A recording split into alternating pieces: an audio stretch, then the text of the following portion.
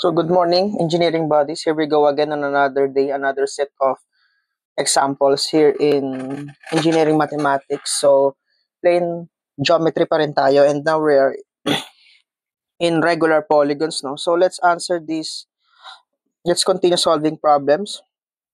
Okay, so I believe it is problem number 4.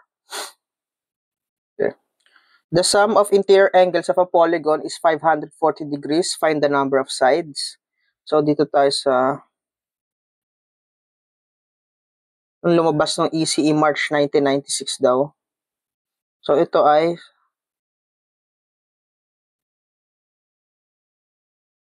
problem 4.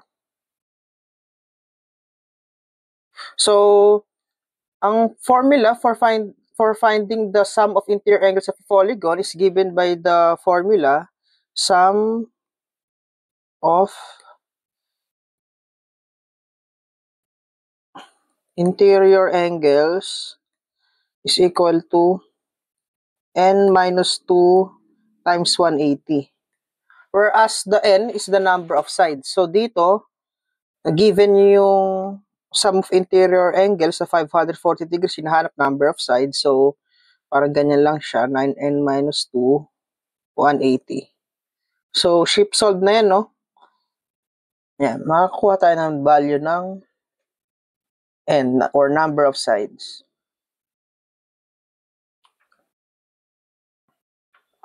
Labas lang natin tong scientific calculator natin. So, 540 is just equal to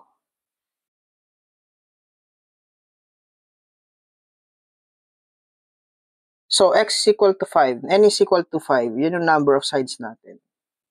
Okay, next.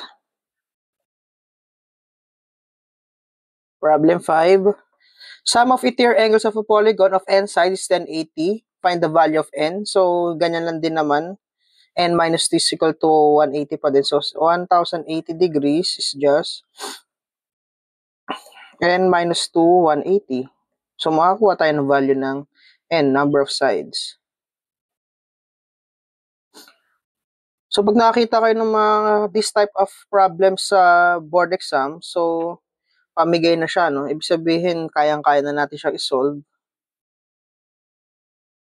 Basta tanda natin yung formula. So, 8. N is equal to 8. So, yan na yung mga final answers natin.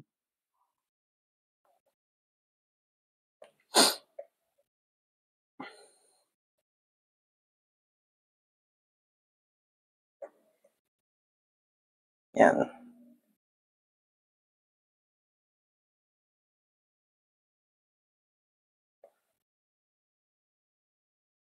Okay. Next. Hindi ko pala siya naayos. Problem number 6. The sum of the interior angle of a polygon is 520 degrees. How many sides are there? So, same pa rin.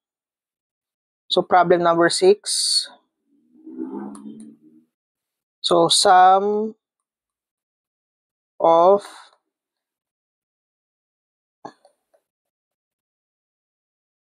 interior angles is given n minus 2, 180 pa din. So, given daw na sum is 520 is just 180 and minus 2. So, dito makakuha tayo ng value ng n, and the value n, as I solved it earlier, 16. So, yan ay sagot natin. See, madali lang siya, di ba?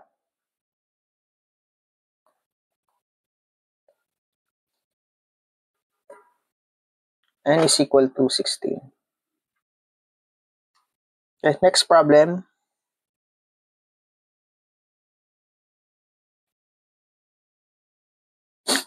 Dito na tayo sa medyo challenging.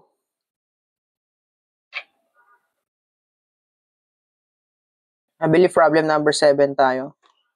So, one side of a regular octagon is 2. Find the area of the region inside the octagon. So, hinahanap lang dito yung side ng octagon. Area nung mismong octagon. So, when we say octagon, it is a polygon with 8 sides. Okay? So, meron tayong dalawang way to solve this kind of problem. So, dun muna tayo sa medyo complicated. So, let's draw an octagon. Sakto, may octagon na. Hindi na tayo yan. Let's say this is the octagon. And then, nasabi, meron daw siyang side na 2.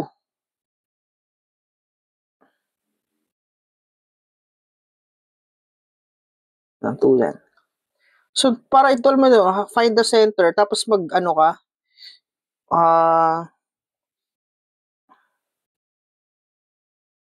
parang ganyan. Ganyan ako mag-solve ng octagon, tapos copy mo lang. Yan.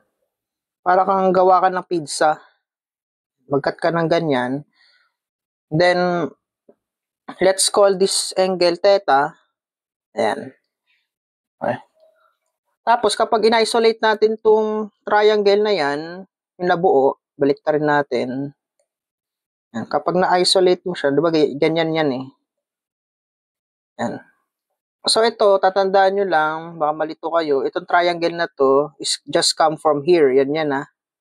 Kasi ito yung angle niyang theta, ito yung side 2. Okay. So, yung theta na yan, malalaman natin yan. Since ang octagon is a polygon with 8 sides, sum of interior angle niya is just 3.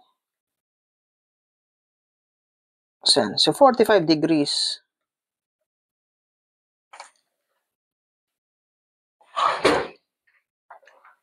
$45 degrees yung angle theta niya. So, next, paano pa yan? Ngayon, kapag hinati natin yan, hati natin yung triangle, since 45, 45 yan, ito, magiging 1 to, diba? 1, tas 1. So, parang ito, yung theta over 2, which is 22.5, para malaman natin tong side na to. Let's say, yung side na to is, ito A, side A, yung dalawa na yan. Tapos yung parang altitude niya na nasa gitna, ito, call it H. Yan. Paano natin malalaman?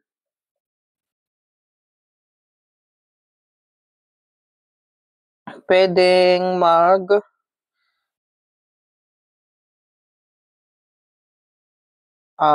tangent.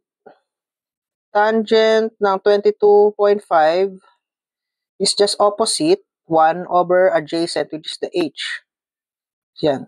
So, makakuha tayo ng value ng H dyan.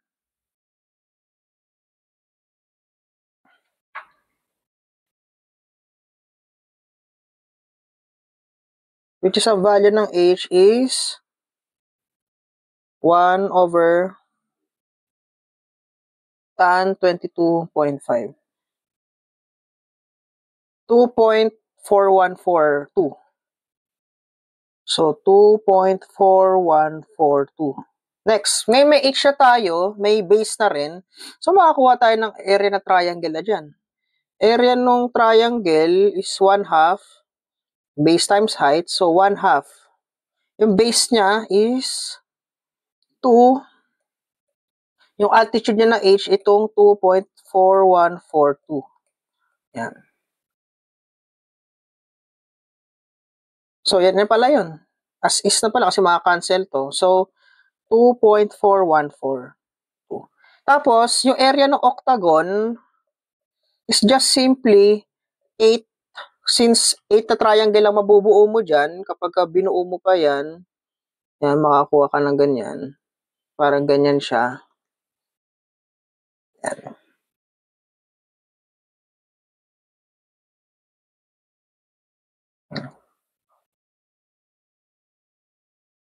Tapos, may hati pa yan. So, basta makakuha ka, times mo lang siya sa number nung sides niya. Okay? Oh.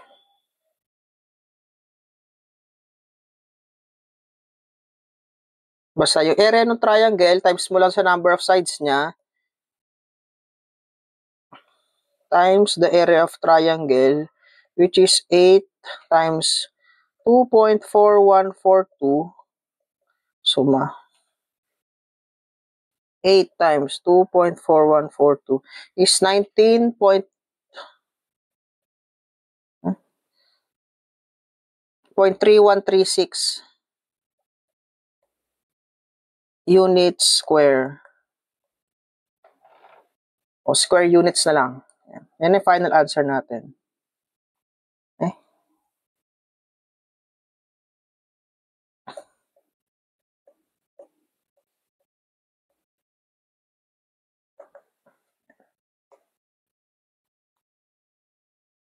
So that's how you solve this kind of problem.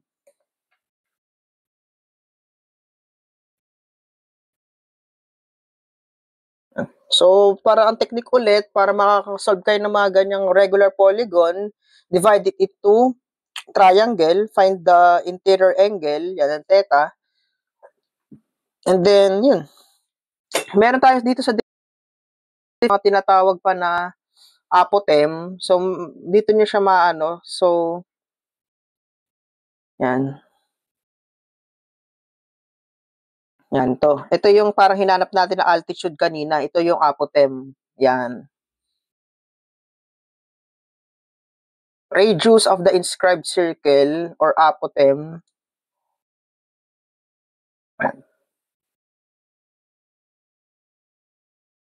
Okay.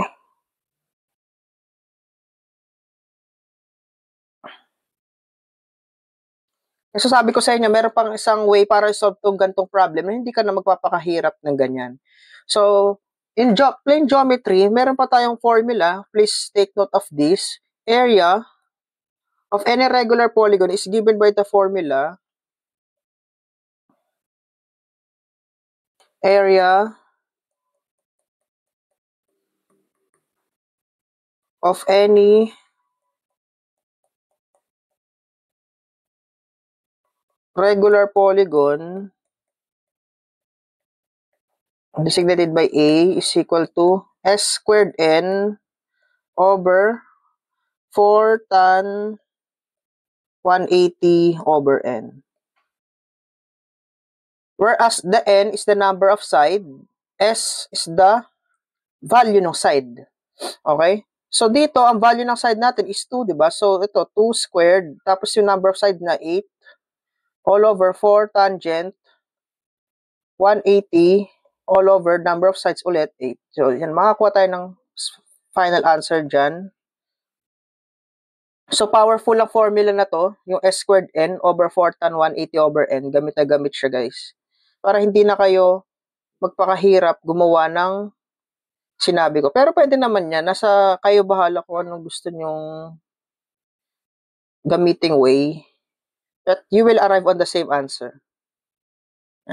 19.3137. So, malita discrepancy lang. Square units. Diba? Mas madali siya, guys. Basta kabisado nyo yung formula. So, ayan.